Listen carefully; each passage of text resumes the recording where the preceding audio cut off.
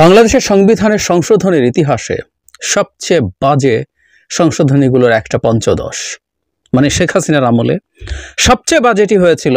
এর চেয়ে বিভৎস কিছু হতে পারে, সেটা তার বাবার আমলে চতুর্থ সংশোধনী, যেটার মাধ্যমে বাংলাদেশকে একদলীয় রাষ্ট্রে পরিণত করা হয়েছিল। একটা সাম্রাজ্য বানানোর চেষ্টা ছিল। বাবা মেয়ে মিলে নানান অপকর্ম করেছেন এই দেশের মূল কাঠামোটাকে ভেঙে দেওয়ার জন্য। যাই হোক, এই পঞ্চদশ সংশোধনী নিয়ে একটা মামলা করা হয়েছিল। সে মামলার রায় গতকাল হাইকোর্টে এসছে। অনেকগুলো গুরুত্বপূর্ণ ফাইন্ডিং আছে পঞ্চদশ সংশোধনীর।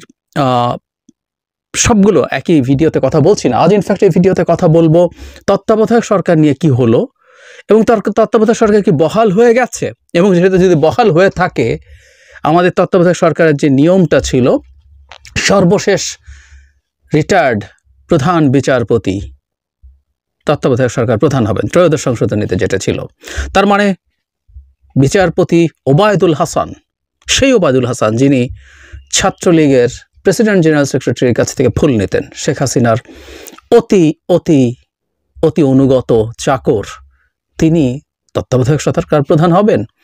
এই আলাপগুলো করে রাখতে চাই, কারণ এসব ফালতু আলাপ বাংলাদেশে তোলা হবে, কোনো সন্দেহ না। তাই এটাই এমার্জেন্সি।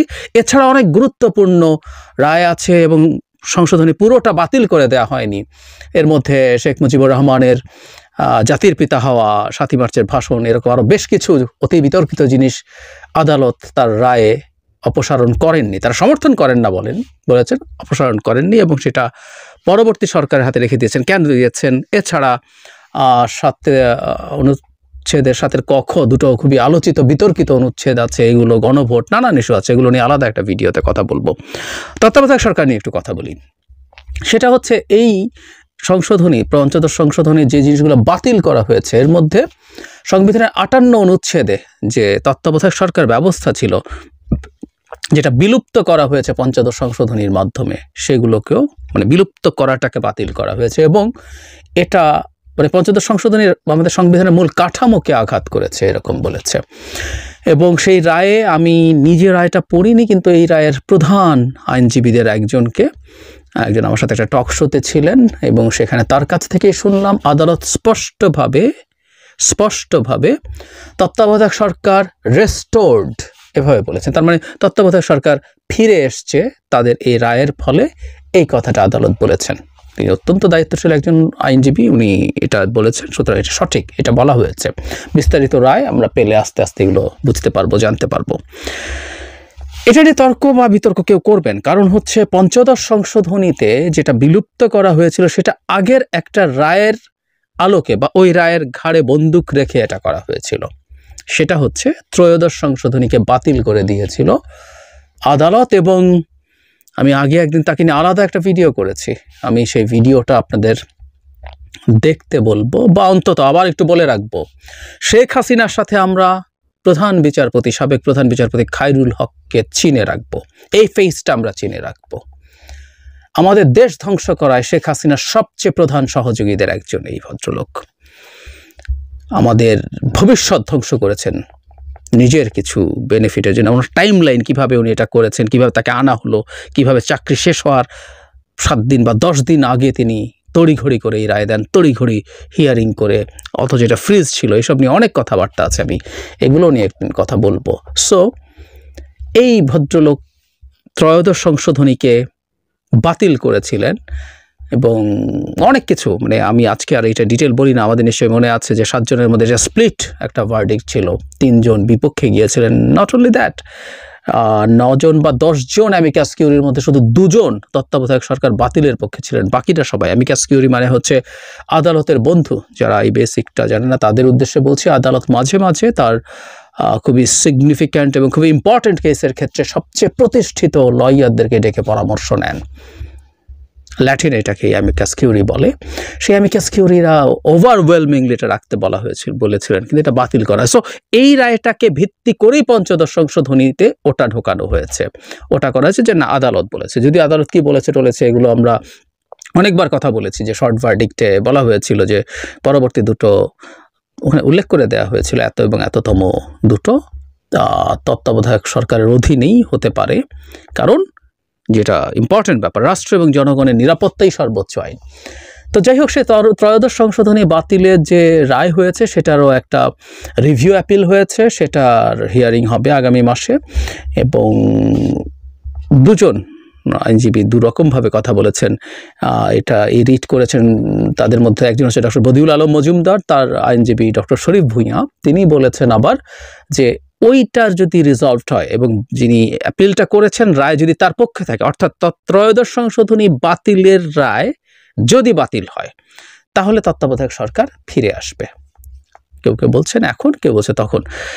এরপরও তর্ক আছে। তর্কটা কীরকম? আমি ষোড়শ সংশোধনী, আমাদের নিশ্চয়ই মনে আছে এস.কে সিনহাকে কেন্দ্র করে এই সংশোধনীটা খুবই আলোচিত হয়েছিল। সেই সংশোধনী ছিল মানে বিচারকদের, মানে সুপ্রিম কোর্টের বিচারকদের ইমপিচমেন্ট বা অভিশংসন সংসদের হাতে নিয়ে যাওয়া। এটা ইনফ্যাক্ট এর আগে যখন এই ষোড়শ সংশোধনী করা হয় তখন এটা সুপ্রিম জুডিশিয়াল কাউন্সিলের হাতে ছিল। তো সেই ষোড়শ সংশোধনী বাতিল করে সর্বসম্মতভাবে আপিল বিভাগ একেবারে প্রত্যেকে একই রায় দিয়েছেন, মানে প্রত্যেকে এটার পক্ষে ছিলেন, বাতিল করার পক্ষে। বাতিল করে তারা বলেছেন যে সুপ্রিম জুডিশিয়াল কাউন্সিল রেস্টোরড হবে, মানে এটা ফিরে এসছে। আমরা খেয়াল করলে দেখবেন যে এটা আসলে ফিরিয়ে আনা হয়নি। আওয়ামী লীগ তার সংবিধানে এটা ফিরিয়ে নিয়ে আসেনি তখনকার সংবিধানে। তখন একটা ডিবেট আমি দেখেছি, এটা এখনও রিজলভড হয়েছে বলে মনে হয় না। বড় বড় লয়ারই পক্ষে বিপক্ষে ডিবেট করেছে। সেটা হচ্ছে জেনারেল ক্লজেস অ্যাক্ট বলে একটা আইন আছে, সেই আইন অনুযায়ী আবার এই যে বাতিল হলো বা এটা ঠিক হলো না বলে আমাদের উচ্চ আদালত রায় দিচ্ছে, তারপর কোনো কিছু আসলে অটোমেটিকলি রেস্টোরড হয় না, এটাকে আবার নতুন করে আনতে হয়। সেটা যদি আইন হয় সেটা সংসদ করবে, আর যদি সেটা সংবিধান হয় সেটা ওই যে তার যে শর্ত আছে 2/3 মেজরিটি সংবিধানের অ্যামেন্ডমেন্ট সংসদে করে টোরে ওভাবে আনতে হবে। সো সেই তত্ত্ব অনুযায়ী তত্ত্বাবধায়ক সরকার, এমনকি ত্রয়োদশ সংশোধনী বাতিলের রায়টা বাতিল হলেও ফিরে আসার কথা না, মানে পরবর্তী কোনো একটা সংসদে সেটা সংবিধানে আবার সংশোধনীর মাধ্যমে আনতে হবে। এটাও একটা ইন্টারপ্রিটেশন বলে। আর যদি আসেও, ধরে নিলাম এবার আমরা তর্কের খাতিরে, মানে এটা আসে নাই, এরকম সম্ভাবনাই বেশি, কিন্তু যদি আসেও ধরে নিলাম যে না হাইকোর্টের রায়ের পরই চলে এসছে, এটা যদি এসে থাকে তাহলে ওই যে তখন সেই প্রশ্নটা ত্রয়োদশ সংশোধনীতে ছিল তত্ত্বাবধায়ক সরকার প্রধান হবেন সর্বশেষ যিনি প্রধান বিচারপতি অবসরে গেছেন, তিনি সর্বশেষ অবসরে গেছেন ওবায়দুল হাসান। এবং তার আগে উনি যদি না চান তার আগে যিনি হয়েছেন, এরকম কতগুলো সিরিয়াল আছে। এবং প্রত্যেকটা যদি যাই, প্রত্যেকটাই আসলে আওয়ামী লীগেরই বেনিফিটেড, আওয়ামী লীগ দ্বারা আওয়ামী লীগের বেনিফিশিয়ারি লোকজনই ওর মধ্যে আছে। সুতরাং উনি হচ্ছেন কিনা এই আলাপ, এই আলাপ কেন বলছি? বাংলাদেশে কেউ এই আলাপ করবেন, এসব কুতর্ক তোলার লোক বাংলাদেশে আসলে আছে। মানে শেখ হাসিনা এখনও প্রধানমন্ত্রী, শেখ হাসিনাকে এক্স প্রাইম মিনিস্টার বলার পরও কোনো জায়গায় দেখে যে সো-কল্ড কিছু ইন্টেলেকচুয়াল এটার অপোজ করছেন, কারণ তারা বলছেন তিনি পদত্যাগ করেননি। মজার ব্যাপার হলো এই আলাপটা বাংলাদেশের মাটি থেকে ইন্ডিয়াতে গেছে।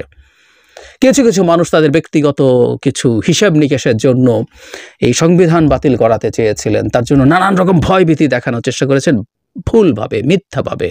এর মধ্যে একটা ছিল শেখ হাসিনা তো এই সংবিধান অনুযায়ী এখনও প্রাইম মিনিস্টার, উনি তো পদত্যাগ করেননি, এবং উনি পদত্যাগ করলেও তাত্ত্বিকভাবে পরবর্তী প্রাইম মিনিস্টারের হাতে যদি হস্তান্তর করা পর্যন্ত তিনি প্রাইম মিনিস্টার থেকে ব্লা ব্লা ব্লা সব সংবিধানে লেখা আছে তো, কথাটা ভুলো না।